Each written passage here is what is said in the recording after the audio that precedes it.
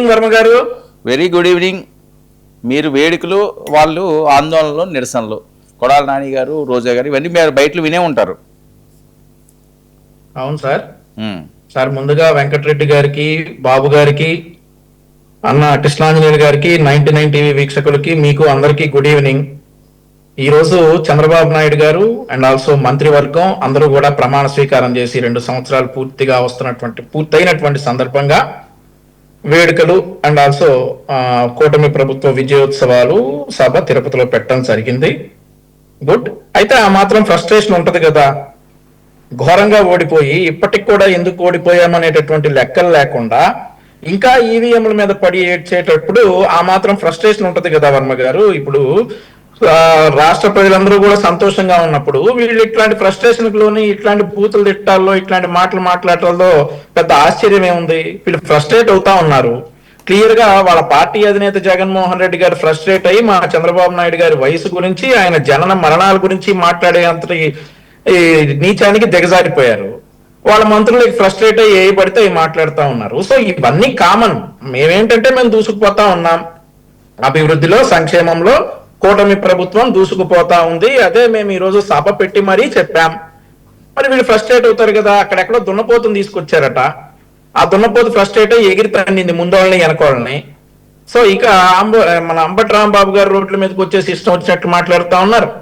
రోజా గారు మాట్లాడుతూ ఉన్నారు. సార్ మీరు ఇందాక బయట ప్లే చేశారు, ఏంటి సార్ అన్నారు ఆవిడ పవన్ కళ్యాణ్ గారిని ఉద్దేశించి.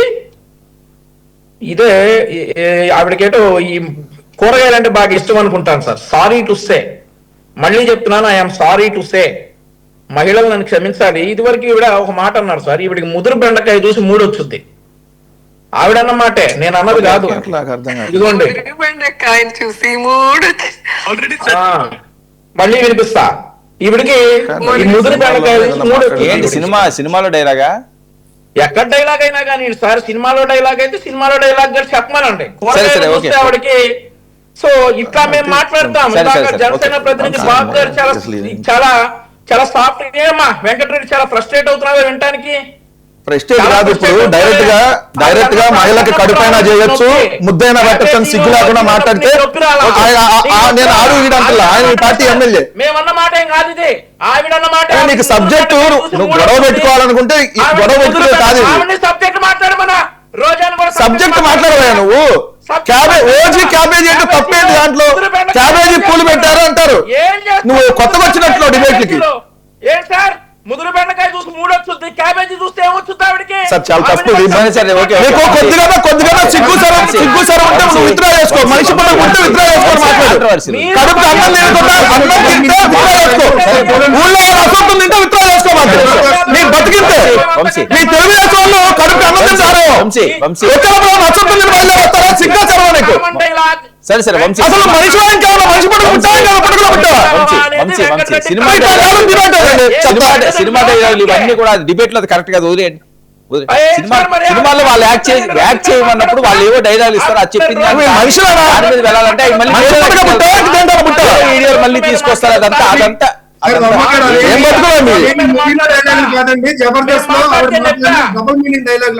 జబర్దస్త్ సినిమాలో మాట్లాడుతున్నా సినిమాలో పవన్ కళ్యాణ్ అటు ఇటు గారి క్యారెక్టర్ వేశాడు. సినిమాలో పవన్ కళ్యాణ్ అటు ఇటు గారి క్యారెక్టర్ మగాడు ఆడవాడు. ఇప్పుడు పవన్ కళ్యాణ్ మగాడు కాకుండా చెప్పాలి. వంశీ పవన్ కళ్యాణ్ సినిమాలో అటు ఇటు గారి సినిమాలు పవన్ కళ్యాణ్ సమానం ఎప్పుడు నేను చెప్తాను కదా. బాలకృష్ణ సినిమాలో ఏం మాట్లాడుతున్నారు? సిగ్గులో వాళ్ళు మీరు జబర్దస్త్ టీవీలో మహిళలు మాట్లాడతారు. మీరు మంచి పని కాబట్టారా? ఇదే మీరు మహిళకి ఇచ్చే వెంకటరెడ్డి గారు మీరు అరే జబర్దస్త్ దీని గురించి మాట్లాడతారు. జబర్దస్త్ వాళ్ళు మాట్లాడిన మాటలు వినిపించారు ఆయన. అవును, దానికి పొలిటికల్ ఏం సంబంధం? మాట్లాడతారు. ఇప్పుడు నేను అదే అన్నా, పవన్ కళ్యాణ్ సినిమాలో అటు ఇటు క్యారెక్టర్ వేశాడు. నేను ఆపుతాను కదా. చూడు పిల్లమ్మ పాడు పిల్లల క్యారెక్టర్ వేశాడు. ఇప్పుడు పవన్ కళ్యాణ్ అదే. పవన్ కళ్యాణ్ చూడు పిల్లమ్మ పాడు పిల్లల. ఒక్క నిమిషం చెప్పండి వంశీ. ఇప్పుడు ఆ సినిమాలు అన్నీ అయితే లేనిపోయినవన్నీ వస్తాయి. అది కొద్దిగా సిగ్గు ఇంకా సమర్థించుకున్నా. ఏం కొడతావు? ఓకే ఏం కొడతావు? అట్టున్నారు పెడతావా? సరే సరే పూసుకోవాలి, సరే చట్నీ కలిపి పూసుకో.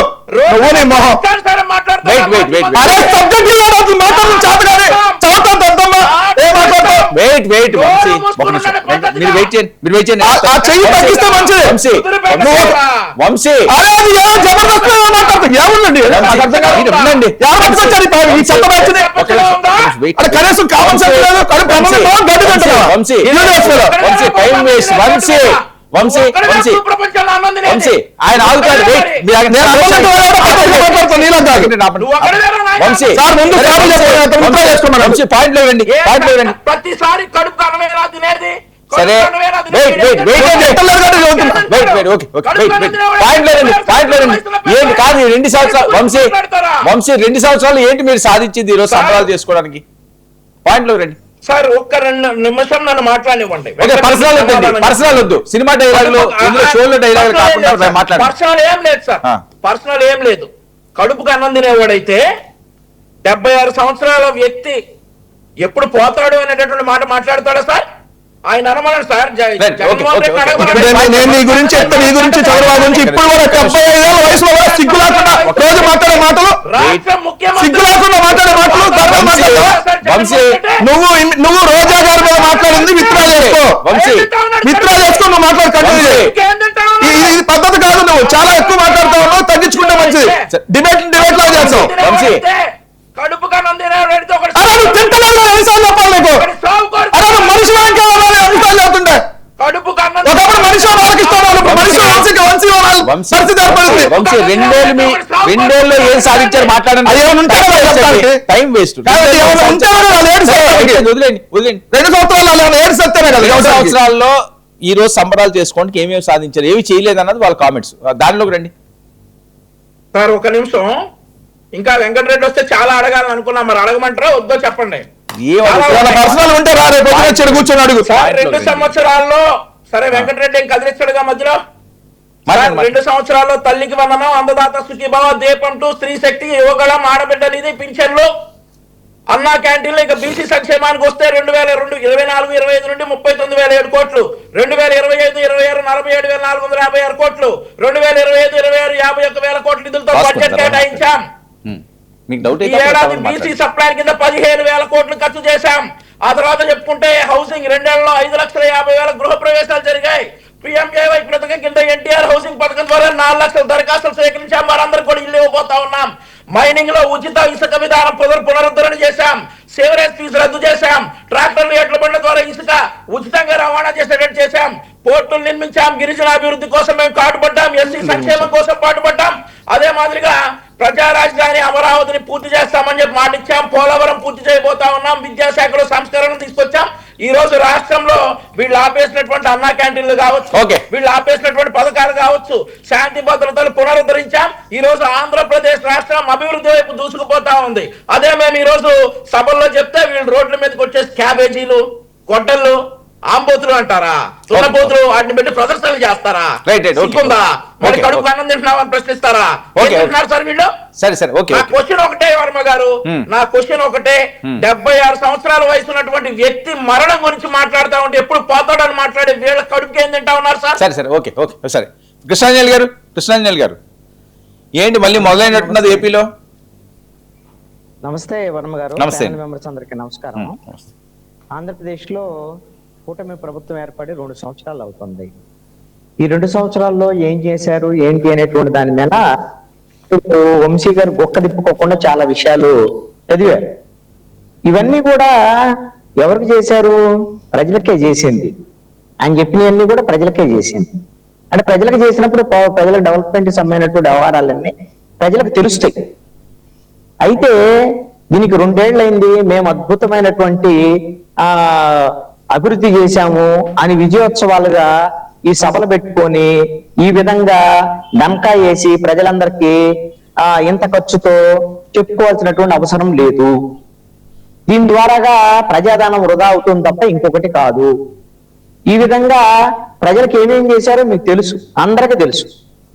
అయితే నేను ఒకటి చెప్పదలుచుకున్నాను. ఈ కూటమి ప్రభుత్వం 2 ఏళ్ల కాలంలో గత 5 ఏళ్లలో వైసీపీ ప్రభుత్వ హయాంలో జరిగినటువంటి ఏదైతే సంక్షేమ పథకాల అమలు అనేటువంటిది నవరత్నాల పేరుతో జరిగినా కూడా డెవలప్మెంట్ లేదు, అభివృద్ధి శూన్యము, అరాచకం ఉంది, రాజకీయ కక్ష సాధింపులు ఉన్నాయి, దాడులు ఉన్నాయి, దాష్టికాలు ఉన్నాయి, వీళ్ళకి జగన్మోహన్ రెడ్డికి పరిపాలించడం రాదు అనేటువంటి దాని మీద వైఎస్ఆర్ కాంగ్రెస్ పార్టీని ప్రజలు 5 ఏళ్ల పాలన సంబంధించినటువంటి విషయంలో అన్ని రాసుకొని ఆయన 175కు 175 కావాలన్న సిద్ధం సభల్లో ఇలాగనే అన్ని సభలు పెట్టేసి ఆయన కూడా జనాన్ని అందరికి మాకు 175 వస్తే చెప్పాడు.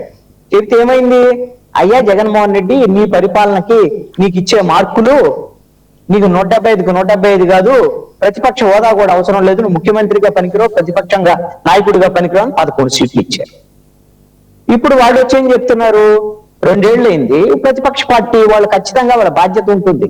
ఈ 2 ఏళ్ళు ఈ ప్రభుత్వం ఏం చేసింది, ఈ ప్రభుత్వ లోపాలు ఏంది, ఈ లోపాలకు సంబంధించినటువంటి విషయంలో ఏమేమి తప్పులు చేశారు, ఎలాంటి తప్పులు చేశారు అన్ని కూడా ప్రతిపక్ష పార్టీగా వాళ్ళు బయటకు వచ్చి చెప్తారు. అదే ఈ రోజున 2 ఏళ్ల వెన్నుపోటు ప్రభుత్వం అనేటువంటి అంశం మీద వాళ్ళు కార్యక్రమాలని నిర్వహిస్తూ వచ్చారు. ఈ ప్రభుత్వ వైఫల్యాలను చెప్పొచ్చు, తప్పేం లేదు. మేము 5 ఏళ్ళు అయ్యే గొప్పగా చేసాం, ఇది చేసాం అన్నట్టు అవన్నీ జనానికి తెలిసే తీర్పిచ్చారు. మీరు పనికిరాని పాలన అందించారు కాబట్టి మిమ్మల్ని పక్కన కూర్చోబెట్టారు. ఆ విషయం వైఎస్ఆర్ కాంగ్రెస్ పార్టీకి తెలుసు. ఇప్పుడు ఉన్నటువంటి ప్రభుత్వం వైపు నుంచి చూస్తే గత 5 ఏళ్లతో పోల్చినప్పుడు, వైసీపీ ప్రభుత్వంతో పోల్చినప్పుడు ఎంతో కొంత బెటర్. సంక్షేమ పథకాలు అమలు చేస్తున్నారు, అభివృద్ధిని కూడా గాఢంగా పడేశారు, ఎంతో కొంత కొన్ని కంపెనీలు తీసుకొస్తున్నారు, ఉద్యోగ ఉపాధి అవకాశాల వైపు తీసుకెళ్లేటువంటి ప్రయత్నం జరుగుతున్నటువంటి మాట వాస్తవం. కానీ ఈ కూటమి ప్రభుత్వము ఎన్నికల సమయంలో ఏవైతే హామీలు ఇచ్చిందో ఆ హామీలు నమ్మి వైఎస్ఆర్ కాంగ్రెస్ పార్టీని ఓడించి వీళ్ళు ఎక్స్పెక్ట్ చేసిన దానికన్నా 164 సీట్లు కూటమి ప్రభుత్వానికి ఇస్తే ప్రజల ఎక్స్పెక్టేషన్ ని ఈ కూటమి ప్రభుత్వము రీచ్ అవ్వలేదు. కూటమి ప్రభుత్వం ప్రజల ఎక్స్పెక్టేషన్ రీచ్ అవ్వలా. మీరు అనేకమైన పెద్ద లిస్టు చదివారు కదా, కొన్ని సంక్షేమ పథకాలు అమలు చేస్తే చేసి ఉండొచ్చాం, అన్నిట్లో చేసినట్లో లోపాలు ఉన్నాయి, చేయాల్సినవి ఇంకా ఉన్నాయి. అదే విధంగా అద్భుతమైనటువంటి పాలనేమి మీ వైపు నుంచి లేదు. ఇప్పటికీ అమరావతి నత్తనడకం నడుస్తుంది, పోలవరం పరిస్థితి ఏందో ఎవరికి అర్థం కానటువంటి పరిస్థితి ఉంది.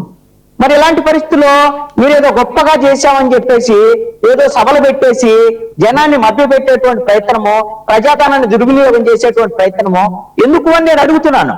ఇప్పుడు ఇందాక వెంకటరెడ్డి గారు ఒకటి అడిగాడు, దానికి నిజంగా మరి ఇటు వంశీ గారైనా లేకపోతే బాబు గారైనా ఎవరైనా సమాధానం చెప్పొచ్చు. ఏంటి ఒక్కటే నేను అడుగుతున్నా, అని చెప్పిన దాంట్లో 3 స్పెషల్ ఫ్లైట్లో లేకపోతే హెలికాప్టర్లో వేసుకొని వచ్చారు. ఎందుకండి? మీకు ఆ రోజున ప్రతిపక్షంలో ఉన్నప్పుడు మీకు అదే పరిస్థితి ఉందా? ఈ రోజున అధికారంలో ఉన్నప్పుడు మీరు ఇప్పుడు వీళ్ళు అడిగితే మా సొంత డబ్బులతో మేము వస్తున్నామండి, మా సొంత డబ్బులతో మా స్పెషల్ ఫ్లైట్ అండి అని చెప్పి చెబుతున్నారు. ఈ రోజున తిరుపతి సభకి 3 హెలికాప్టర్లు వేసుకొని ఎవరి డబ్బులతో వెళ్ళారు.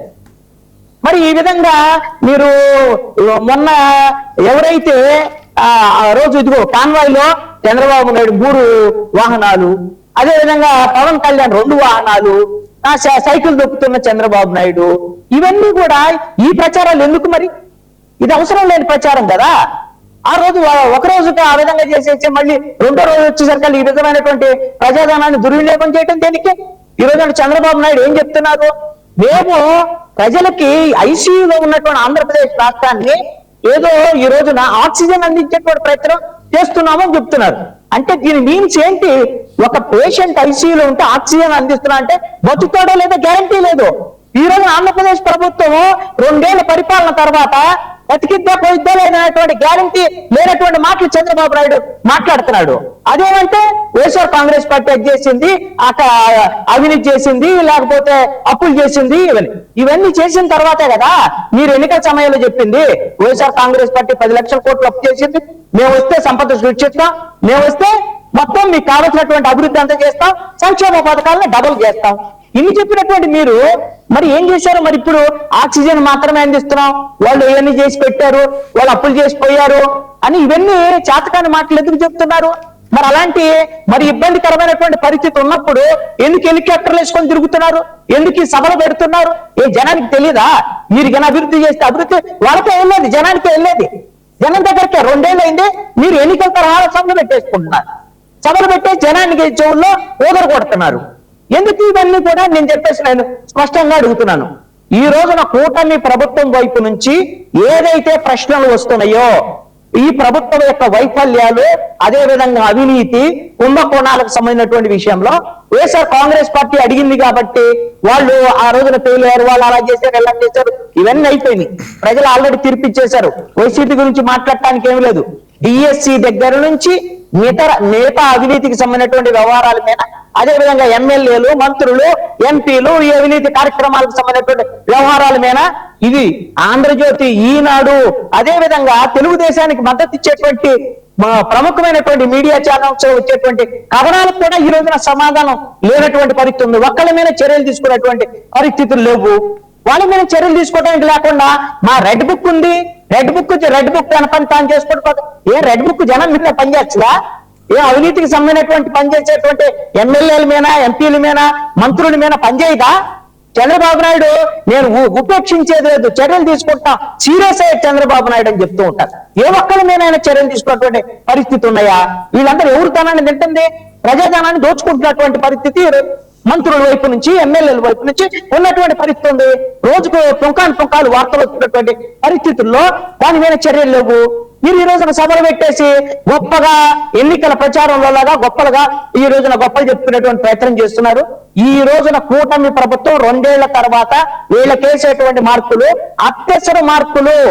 మీరు పాస్ కూడా కానటువంటి 35 మార్క్స్ తో మీరు అట్లా ఇట్లా ఏదో పాస్ అయ్యామనేటువంటి దాని మీద ఉన్నారు.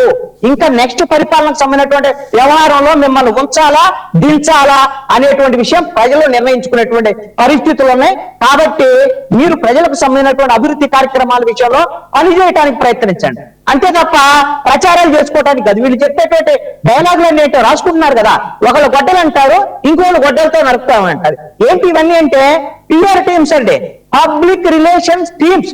ఈ టీములు వాటికి కావాల్సినటువంటి డబ్బులు బాగా ఇస్తున్నారు. ఈ పార్టీ 2 అధికార ప్రతిపక్ష పార్టీల వాళ్ళు తయారు చేస్తున్నారు ఈ పంచ డైలాగ్. ఈ డైలాగ్ తయారు చేస్తే వీళ్ళు చెప్తున్నారు ఇవన్నీ కూడా. ఏ సినిమాలు కాదు, నాటకాలు కాదు, ప్రజలు నమ్మరు ఈ విషయాల్ని.